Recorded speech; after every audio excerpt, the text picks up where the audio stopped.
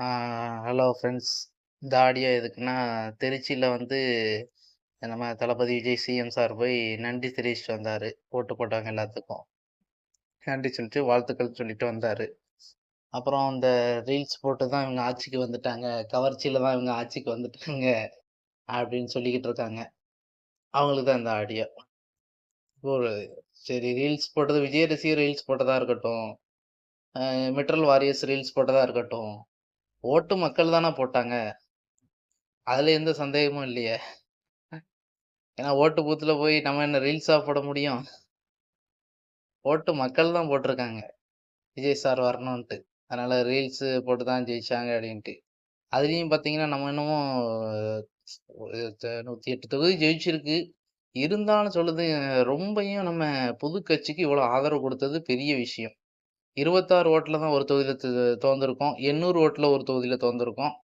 இப்படி சின்ன சின்ன தொகுதி தான் தோந்திருக்கு. ஆனா நான் என்ன சொல்லுதேன், புது கட்சி 2 வருஷ கட்சிக்கு இவ்வளவு ஆதரவு குடுத்துருக்காங்க மக்கள். ஏன்னா யாருக்குமே இவ்வளோ குடுத்ததில்ல. அதனால நான் அத ஆடியோ அழுத்தமா சொல்லுதேன். 26 ஓட்டுல நம்ம தோத்துருக்கோம்.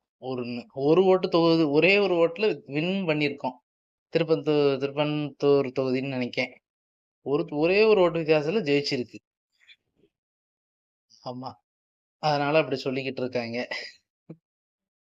ரீல்ஸ் போட்டு தான் ஆட்சிக்கு வந்துட்டோம்.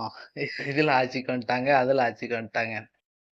ஆமா. நமக்கு அந்த நம்ம கட்சியில பக்க பலமே பார்த்தீங்கன்னா, நம்ம ஆதவர்ஜுனா அவர்கள் தான். எம்எல்ஏ வந்து ஜெயிச்சிட்டாரு. நல்ல ஸ்பீச்லாம் பார்த்தோன்னா, கம்பீரமா நல்லா அழகா பேசுறாரு. என்னென்ன தப்பு இருக்கு, என்ன குற்றச்சாட்டு இருக்கு எல்லாமே கரெக்ட்டா எடுத்து சொல்லுதாரு மக்களுக்கு. நல்லா நீட்டா சொல்லுதாப்புல. அதனால ரீல்ஸ் போட்டு தான் நம்ம ஆட்சிய பிடிச்சவங்கன்னு சொல்ல முடியாது. மக்கள் ஓட்டு போட்டுருக்காங்க. போய் ஓட்டு போட்டதுனால மட்டும் தான் அங்க எண்ணிக்கை கூடும். இப்ப பார்த்தீங்கன்னா, நம்ம இப்ப படம் பார்க்கறதே விட்டுட்டோம்னு நெனைக்கிறேன். நான் விட்டுட்டேன். ஏன்னா Facebooக்க தொறந்தாலும் சரி, YouTubeஅ பார்த்தாலும் சரி, ஒரே விஜய் கட்சி, அந்த மாரி விஜய் கட்சி, அப்புறம் எதிர்க்கட்சி, அப்புறம் அடுத்து மற்றும் பல கட்சி அப்படிதான் அவங்க பேச்சா ஓடிக்கிட்டு இருக்கு. இப்ப இந்த படம் பார்க்கறதே விட்டுட்டோம். இப்ப எங்களுக்கு இந்த அரசியல் என்னென்ன சொல்லுதாங்க, அதே என்டர்டெயின்மெண்ட் ஆயி போச்சு. உங்களுக்கு எப்படி இருக்குன்னு சொல்லுங்க? ஆமா. கடைசி வரைக்கும் இந்த ஓட்டு எண்ணிக்கை கூட பார்த்தீங்கன்னா, ஃபர்ஸ்ட்டு ஒரு மாரி ஏறுச்சு. அப்புறம் ஒரு 8:30 வரைக்கும் ரிசல்ட் அப்படியே தலைகீழா மாறிட்டு. இந்த கிளைமாக்ஸ்ல சீரியஸா போகுமே படத்துல, அந்த மாரி ஆயிடுச்சு. இப்ப